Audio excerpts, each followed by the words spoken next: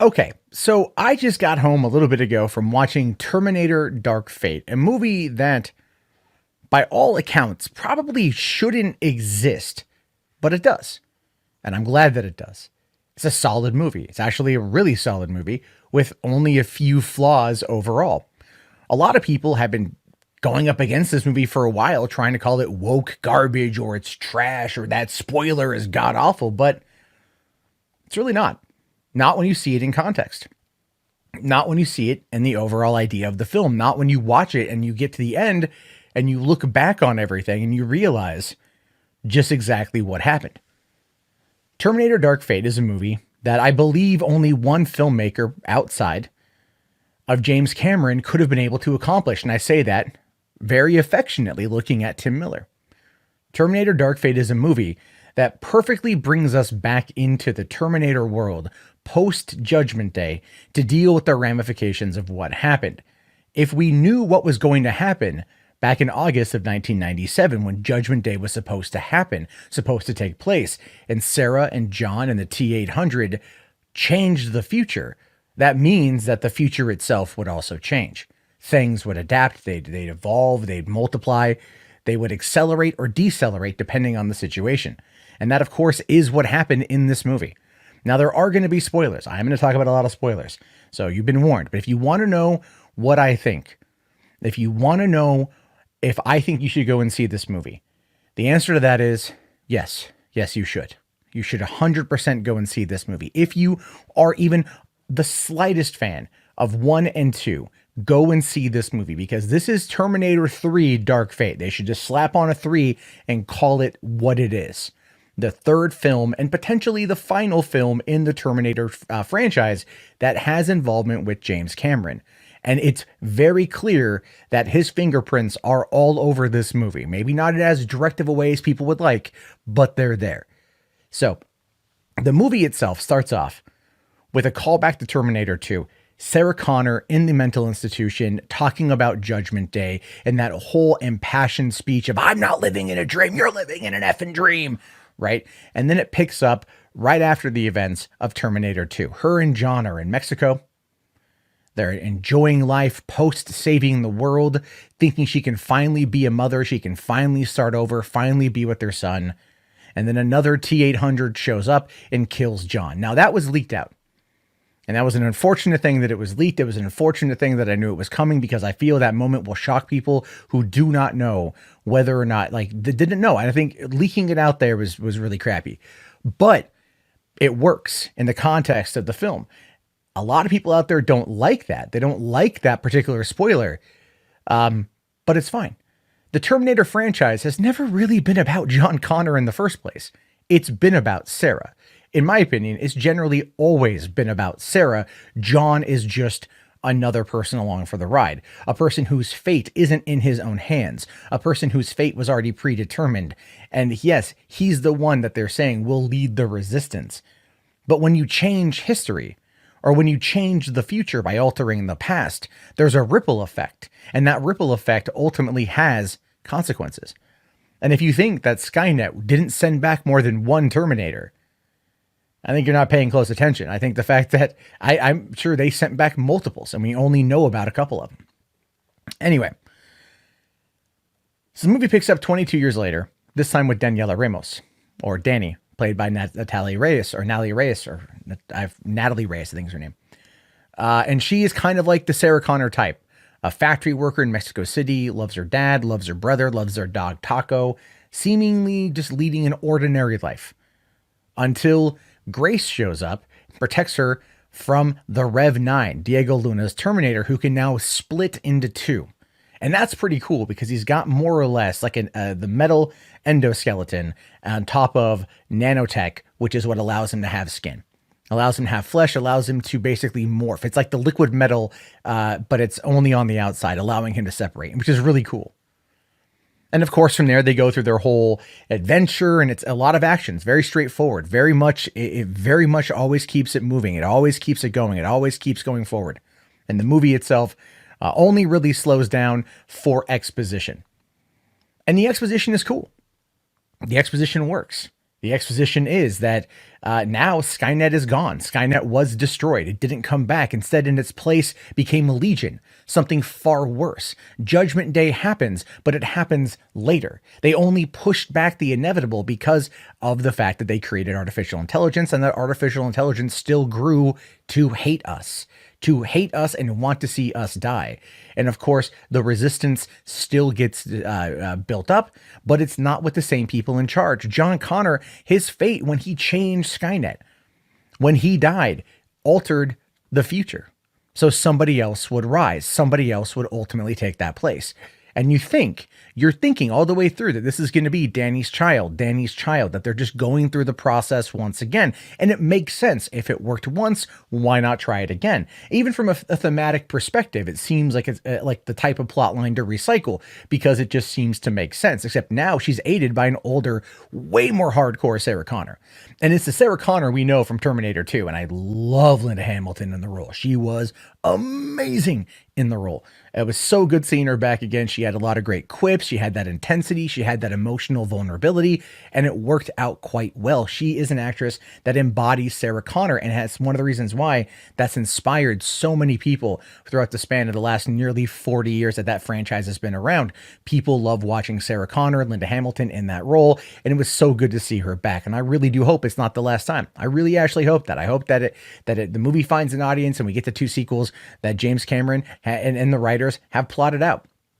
And from there, they make their way to Texas, where they run into Carl. And Carl's been the one that's been sending all the information to Sarah Connor, and apparently the future knows about him too. And it is the T-800 that killed John Connor. He went on to just live a life, which a lot of people also don't like, but I do. What happens when your mission is done? What happens when you've killed your target? You've terminated the target. Your mission is done. He was just going to be sent back to complete the mission, and then he was going to be done. That was it. And from there, he met a woman who's being abused by her husband, and he kind of became the adopted father to her son. And like the T-800 that preceded him in Terminator 2, this one also learned. It learned to be human. It spent years working to be human. It spent years trying to understand emotion and to live among us. The AI evolved like Skynet, but in the opposite direction. Even though he's fully aware of humanity's tendencies towards violence and barbarism and the fact that it's probably going to take out everybody, he still found something to hold on to. He found something to love. He found, love as much as he could love. But understanding that he had still taken away, and having a conscience as much as one as he could get. And that was fascinating. That was such a great arc for the character to see the Terminator, not the Terminator we know from Terminator 2, but another Terminator that also, through the power of just living life as a human, found purpose and found family and found connections. And that altered his perspective on things and made him, to an extent, want to help rectify the pain he had caused or rectify the problems he had created. Something that he was programmed to do, breaking against his programming. And that's what he chose to do. And he chose to go with him at the end to help fight and take out the Rev 9. And of course, the last half of the movie is all action. It gets pretty ridiculous at times. Like they lure the Rev 9 to an Air Force base after trying to get an EMP weapon from what I can only assume is like Miles Dyson's son, because that would make the most sense, but they didn't explain that. Then they steal a cargo plane. Then the Terminator, or Rev 9, catches up with them in another plane after falling off that plane. They all crash at a reservoir, and they all beat the crap out of each other. And eventually Carl, the T-800, sacrifices himself, as well as Grace sacrifices herself to kill the Rev 9. And Danny and Sarah Connor are now fully aware that Legion exists, that Legion is coming, and that Judgment Day will happen, and that ultimately Danny will be the one who leads the resistance, and now she can train, and now she can be ready. Sarah Connor not only gets the opportunity to continue training to fight back against the machines, but she has a daughter, almost, you could say. Because when she realizes that Danny is not her, but it's John, her entire opinion changes. Her entire mindset changes. She changes how she's approaching this, thinking that she's protecting herself when really she's doing what she needed to do and protect her kid. The movie, as I said at the beginning of this, only one person I think could bring it, and that is Tim Miller. And I say that because I want you to think about Deadpool 1 and Deadpool 2. Deadpool 1, as funny as it is, has an excellent amount of heart. It has an insane amount of heart. The movie is very heartfelt. And the sequel, while it tries to replicate that, it can't. It doesn't. It's missing. And that element that wasn't there was Tim Miller. Tim Miller brought the heart to Deadpool. Really did. But Tim Miller brought the heart to Terminator. He brought the heart to Dark Fate. If you go and you look at Terminator 1, Kyle Reese is in love with Sarah Connor, volunteers to go back to save his best friend's mom in order to make sure that John Connor can lead the resistance and stop Skynet. And in the process of it, he meets her, they fall in love with one another, and John is the byproduct, heart. Terminator 2, Sarah wants to find her son that she's been desperate to protect, to keep him safe from Terminators, to keep him safe from Judgment Day happening. She's got nothing but heart and love for her son. She shows it in very kind of odd ways, but she still has it that's there. The Terminator itself grows to have affection for John. John grows affection for the Terminator. There's a lot of heart and a lot of love at the end of Terminator 2. That same mindset, the heart, the emotion is not there as much in Terminator 3, which is a movie I do quite enjoy, and Salvation didn't have it, and Genesis had it, but not as good. But this movie touches upon that, and it expounds upon that, and it makes you feel it. There is heart there. There's a lot of heart. There's a lot of love in this movie. The franchise is about a lot of that. Although a lot of people who are criticizing it, I don't believe look at the subtext. Very similar to zombie films. Now people get really mad when you have interpersonal situations and conflicts in zombie movies. Never mind the fact that Romero himself basically said that it's a satirical take on our society as a whole, which is why Dawn of the Dead was set in a shopping mall, right? You can take a look at our society through these lenses. Some things have subtext. Not everything has to be just blatantly handed to you. Now, in regards to some of the plot elements of this movie, they should have probably blatantly handed them to you, because there's a couple logical leaps that they don't properly explain, but they're there in essence. You know, there's a scene where the Rev 9 hacks into a cellular database in order to basically treat everyone's cell phone like it's a security camera to find Danny and everybody, and then he knows exactly where they're headed. Felt a little bit weird. Now, it's possible that he was able to get that information from Sarah Connor's cell phone. I don't know. As far as the acting goes, like I said, Linda Hamilton brought it. Natalie Reyes, I think that's her name.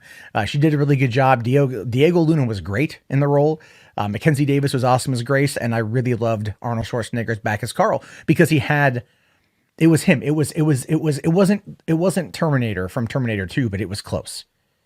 It was in essence, it was there, and it was great to see. I loved it. I'm a huge Schwarzenegger fan.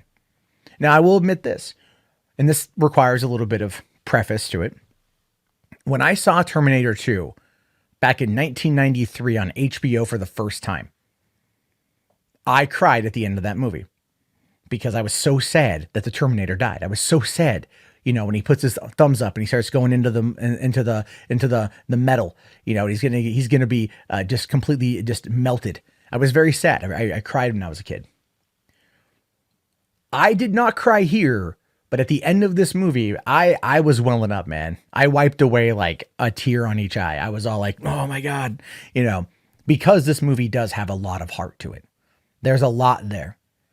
And if you are a fan of the other two movies, I think you're going to pick up on that too. I had a conversation today, a post conversation today with JP's Egotastic Fun Time, and we did a spoiler review of this. We did a spoiler discussion. And in that discussion, I brought up the heart. I brought up the angle of it, and he completely agreed with me. Because you do grow to care for these characters. You do grow to love these characters. And over the span of the last 40 years, you've clearly loved Sarah Connor if you're a fan of the franchise.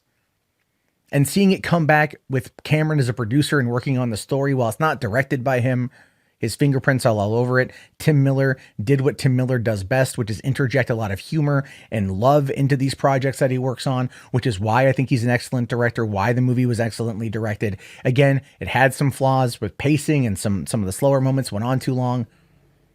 And at the end of the day, It was it was a good movie. It was a really good movie. I really liked it. I want to watch it again. I want to watch all three of them back to back. And I really hope this can pull in enough money from China to warrant the $185 million box office and give us the two sequels that they have planned out. I'm not ready to say goodbye to these characters yet. And I think if you really watch the movie, I don't think you will be either. Anyway, if you saw the movie, if you made it this far, do me a favor, type Terminator into the chat so I know. And let me know what you think about it. Do you disagree with me? Do you agree with me? I want to hear your thoughts. Thank you guys very much for watching. Have yourself a great day, and peace out. This video is supported by patrons like you. If you'd like to become a patron, please head over to patreon.com/Matt Jarbo.